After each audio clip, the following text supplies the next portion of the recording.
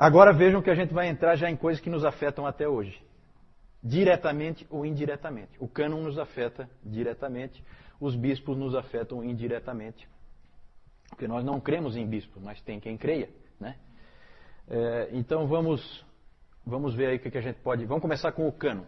Irineu disse que a autoridade da igreja repousa sobre essas três coisas aí. Toda a autoridade da igreja.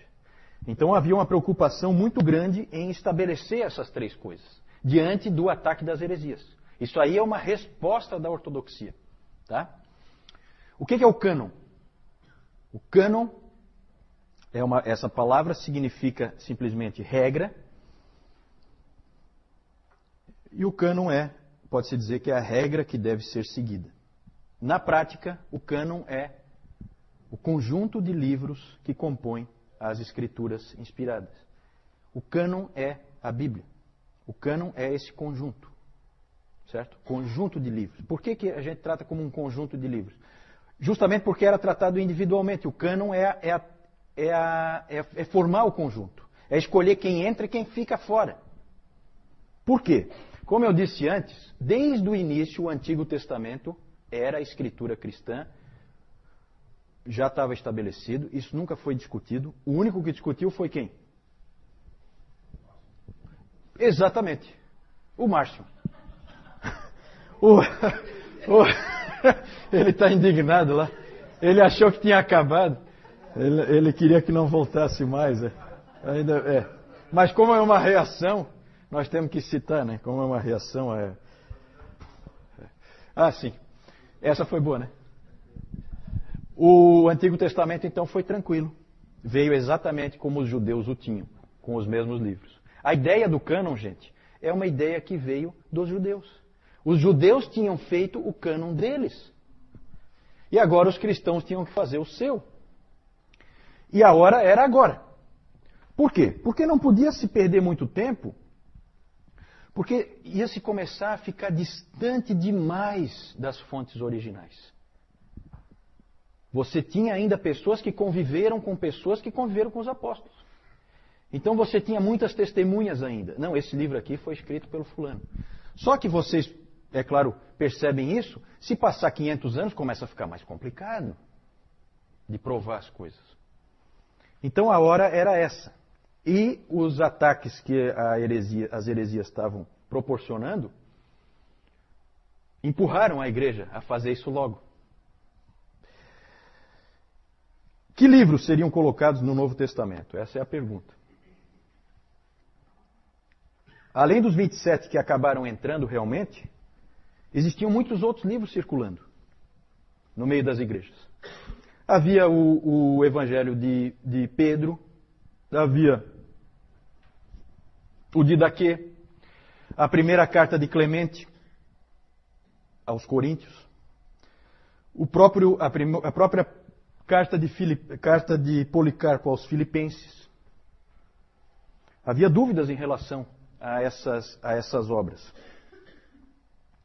O pastor de Hermas. E a situação era tal, diante das heresias crescentes, que era urgente fazer alguma coisa. Vejam bem, gente, olha só. O gnosticismo estava produzindo livros falsos, assinando com o nome de apóstolo. Né? Olha como isso aperta. O Marcion estava dizendo que tudo isso aí não é inspirado. Estava jogando fora os livros válidos. E o Montano estava dizendo que não tinha terminado a revelação. Ele tinha mais coisinha para falar. Né? Deus continuava falando, como falou com Paulo, continuava falando através dele. Então vejam que as três heresias apertam em direção ao cânon. Percebem isso?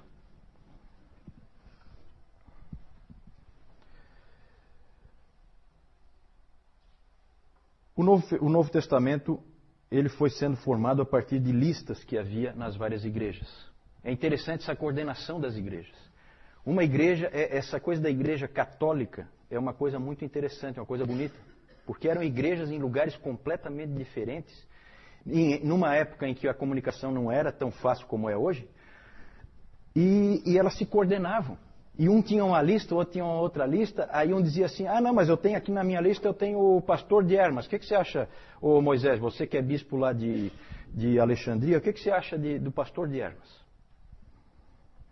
O pastor de Hermas, eu acho que lá na minha igreja nós não aceitamos como autoritativo, não.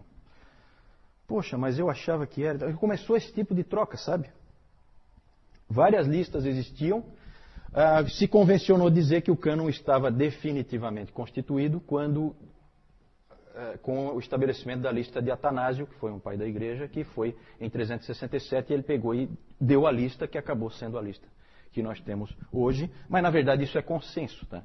Isso foi construído por consenso. Tem umas histórias interessantes, como uma carta lá do ano 200, em torno do ano 200, em que houve um bispo de Antioquia que escreveu para os irmãos de uma outra região, onde ele tinha visitado aquela igreja, relatando na carta que ele havia mudado de opinião em relação ao evangelho de Pedro. Ele tinha dito lá para esses irmãos que não, leiam também, aqui nos cultos, leiam também o evangelho de Pedro. Depois ele pensou melhor e analisou talvez alguma coisa, ou alguém conversou com ele, e ele daí recomendou para esses irmãos, não leiam o evangelho de Pedro. Eu volto atrás no que eu disse. Né? É interessante esse tipo de coisa, esse tipo de registro. Na verdade, o cânon já estava concluído quando o último livro da Bíblia foi escrito. Certo? Isso é importante. O estabelecimento do cânon é um reconhecimento, não uma imposição. O cânon já estava lá. As escrituras já estavam lá. Só que Deus tinha que conduzir a igreja na sua providência para que a igreja discernisse quais são esses livros inspirados. E ela discerniu, e esse é um processo muito bonito. Uma coisa que foi acontecendo com muita seriedade e que Deus realmente conduziu a igreja à formação do cânon. É muito estranho, nós protestantes evangélicos, é interessante como a gente despreza, né, a história da igreja e esses pais antigos, a gente acaba meio que desprezando eles. Na verdade, nós dependemos deles. Né? Calvino nunca desprezou. Calvino dizia que Calvino tinha grande apreço pelo consenso, o que ele chamava, né, o consenso dos 5 primeiros séculos. Ali as bases foram estabelecidas. Ali é uma época importantíssima. E esses pais da igreja, imperfeitos como eram, nós vamos ver eles um pouquinho depois, eles fizeram o trabalho que Deus queria que eles fizessem. Como que se chegou a essa formação do cânon? Como eu disse, há uma certa diferença aí de maneira de fazer. No romanismo, eles creem até hoje que a formação do cânon é por imposição, não por reconhecimento. Por que um livro é canônico? Por que um livro é autoritativo? Porque a igreja diz que é. Essa é a posição católica romana. Ele é canônico porque a igreja disse que ele é. E isso deu a ela a possibilidade, essa crença, nessa doutrina, de que a formação do cânon é por imposição da igreja, deu margem a que ela pudesse alterar o cânon. E como ela alterou no Concílio de Trento no século XVI. Né? Ela podia alterar porque é ela que diz se é canônico, se não é, a hora que ela quiser. Nada impede do Bento XVI e companhia eu colocar algum livro agora ali, um livro que ele mesmo escreveu e tal, e dizer, não, esse livro aqui é inspirado por Deus, diretamente. Pode.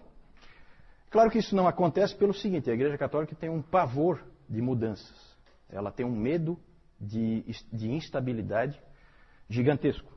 Não pode gerar instabilidade. Ela tem que permanecer sempre igual, que é para não gerar instabilidade, que daí cai a casa. No caso do protestantismo e dos evangélicos, sempre foi visto a definição do cânon como um mero reconhecimento. O cânon já estava lá, só precisava ser visto. O Dr. Warfield, B.B. Warfield, ele usou uma ilustração interessante. Ele fala que as escrituras, o cânon, eles são a rodovia, a estrada. E a igreja é a placa. A colocação da placa não gera a rodovia. A rodovia sempre esteve lá. Certo? O colocar a placa ou não muda a existência da rodovia. Mas a placa ajuda. E foi isso que a igreja fez. A igreja, na verdade, encontrou quais eram os livros. E isso foi feito, para a gente concluir, vamos terminar falando do cânon. Como que ela definiu esses 27 livros? De uma maneira muito interessante. Pela evidência externa e pela evidência interna. A externa sempre mais importante. Eles chegaram à conclusão que inspirados eram os apóstolos e os profetas. E que o que eles escreveram veio de Deus. Então bastava você localizar um texto que todo mundo sabia que era um texto escrito por um apóstolo, e esse texto, então, entrava no cânon. E foi assim que foi feito. Todos os textos existentes, claro que tem alguns perdidos, como uma das cartas de Paulo aos Coríntios, não se sabe onde é que essa carta foi parar. Não existe cópia, a igreja não tinha cópia, então foi da vontade de Deus que aquela carta específica não fosse incluída e ela desapareceu. Mas esse era o primeiro critério. E aí hoje o Nilton falou um pouco sobre isso, né? E eles ampliaram um pouco também para pegar aquelas pessoas que conviveram com os apóstolos. Certo? E aí por isso que entraram outros livros, como escritos por Lucas, escritos por Marcos, né? Outros livros acabaram entrando também, por evidência externa. Tinha que ter autoridade apostólica. O segundo princípio era a evidência interna. Tinha que ter coerência no texto em relação ao restante das Escrituras. Tinha que fechar, tinha que haver uma correspondência. Isso eles buscaram também. Eles fizeram essa checagem. Um exemplo muito interessante é o do livro Pastor de Hermas. Só para a gente ilustrar, tá? O Pastor de Hermas tem até um artigo numa revista de história cristã, em que eles põem assim, o Pastor de Hermas, o livro que quase entrou no cânon. Esse aí ele chegou perto. Teve outros livros que chegaram perto, tá? Esse livro, o Pastor de Hermas, ele foi analisado dentro desses critérios e ele foi reprovado. Por quê? Evidência externa. Esse livro foi escrito no II século por um indivíduo romano chamado Hermas, que não tinha, até onde se sabe, relação nenhuma com nenhum apóstolo. A própria época em que foi escrito já indicava isso. Então, a evidência externa era ruim. E a evidência interna era ruim também. Ele era um livro, e as pessoas perceberam, analisando o livro, eles perceberam que era um livro preocupado com penitência, com arrependimento, e principalmente ele definia quantas vezes você pode ser perdoado pela igreja. Tudo aquilo ali soava estranho, não batia com o restante das Escrituras, não fechava com o ensino bíblico, e então a maioria dos pais da igreja viu que... E ele tinha bons defensores, Irineu, Clemente de Alexandria, Tertuliano defendeu por um tempo, depois mudou de ideia, achou que não encaixava. E ele também tinha umas visões esquisitas a respeito da doutrina da Trindade. E aí ele não passou nem pela evidência externa e nem pela evidência interna. Rejeitado. Rejeitado, não faz parte da Bíblia. E certamente ele teria definido outras doutrinas e teria modificado o cristianismo. Certo? Nós vamos ver que coisas esquisitas aparecem, mesmo a gente não tendo esse tipo de livro no cânon. Né? Mais para frente nós vamos ver todo tipo de esquisitice aparecendo na igreja, que criou uma série de problemas. Então é isso, o cânon foi definido assim. Alguma pergunta a respeito do cânon? Isso. A pergunta da Jussara, a colocação dela é em relação a como cada igreja... Qual a situação de cada igreja, né? Que na verdade elas tiveram que se coordenar. Então, aparentemente, cada igreja não tinha todos os livros. E às vezes tinha livros que acabaram não entrando, e outros que acabaram entrando ela não tinha. E realmente era assim. Só que rapidamente elas tinham, especialmente nas cidades maiores, mais influentes. Certo? Por quê? Porque um levava para o outro. Então, aquele exemplo daquela carta ali, né? Tinha correio.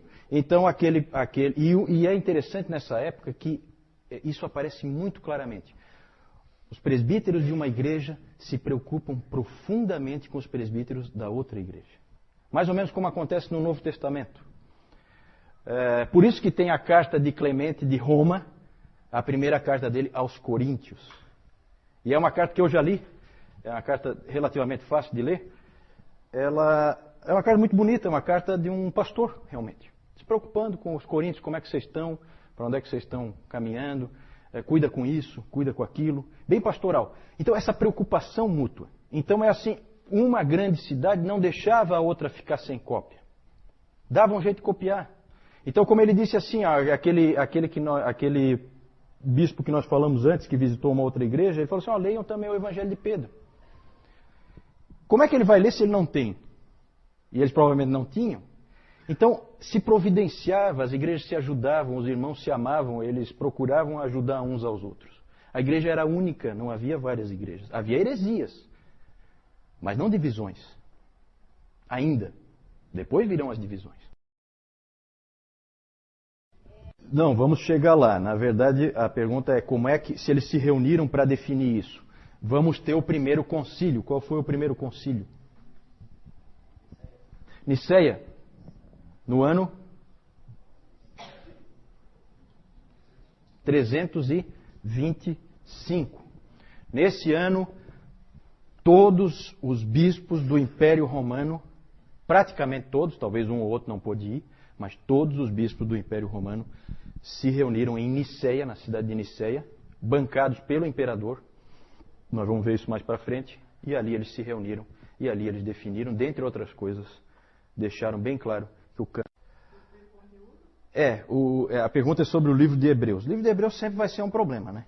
Porque o livro de Hebreus é esquisito, né? É um livro que ninguém sabe quem escreveu. Lutero defendia com unhas e dentes que tinha sido Apolo de Alexandria que escreveu. Alguns outros teólogos também creem assim. Há quem diga que foi Barnabé, mas não, ninguém tem certeza. Ninguém tem certeza. Mas, de alguma maneira, a igreja chegou num consenso de que era um livro com autoridade apostólica e que simplesmente tinha se perdido as testemunhas originais do porquê que aquele livro era lido em todo lugar. Ninguém mais sabia porquê que aquele livro começou a ser lido em tudo que é igreja. Mas ele estava consolidado. Ele estava consolidado e a evidência interna dele era muito boa. Muito boa. Ele fechava perfeitamente com o restante da palavra. E a gente percebe isso, né? E é um livro muito rico que, na verdade, ele preencheu lacunas, né, da palavra. Se você for analisar o Novo Testamento como um todo, ele lança luz, né, sobre muita coisa que complementa o restante. Inclusive havia dúvida se tinha sido Paulo que tivesse escrito. Só que é muito diferente dos escritos de Paulo. Só que a posição dele indica isso, né? Ele foi colocado numa posição meio que puxando para a possibilidade de ser um livro de Paulo. Ele foi jogado meio que ali perto porque havia essa dúvida. Talvez fosse de Paulo. Mas é diferente, né? A gente percebe que é diferente. Mas pode ser diferente porque ele não é uma carta, ele é muito mais um tratado. Ele é diferente no seu estilo, então pode ser por isso que ele seja tão diferente. Mais alguma pergunta? No Concílio de Niceia ficou definido que aqueles livros eram os livros... Claro que havia certas resistências, em alguns lugares continuou se usando outros livros que já se usavam naquelas igrejas e tal. Então a coisa foi consolidando às vezes aos pouquinhos, né? Porque às vezes um livro já era lido há muitos anos numa determinada igreja e aí não é de uma hora para outra que você pega e exclui, né?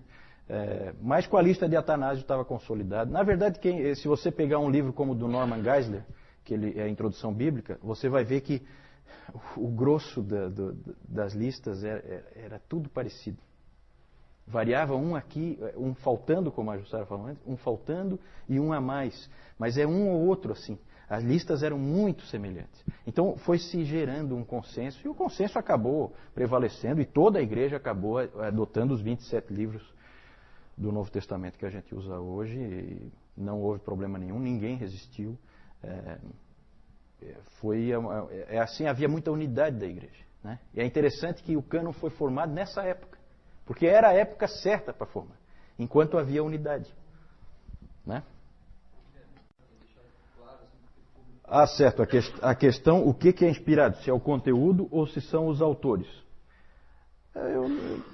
Eu não sei. Eu acho que é as duas coisas, né? Eu não sei. Eu não vejo de que maneira isso aí afeta. Por que a tua preocupação assim? Eu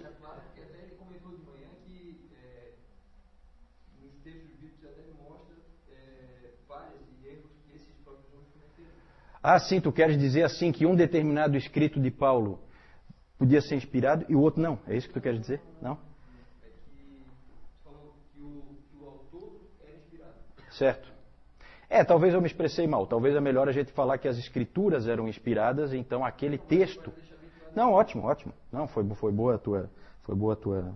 Eu acho que fica melhor. A gente coloca que as escrituras foram inspiradas, aquele texto foi inspirado por Deus no autor. E o autor, então, colocou, né? Ele não tinha consciência de que ele estava fazendo isso, não é um ditado, né? Mas ele estava escrevendo a palavra de Deus, né? Isso eles tinham bem consciência, né? Obrigado por essa correção, acho que é importante.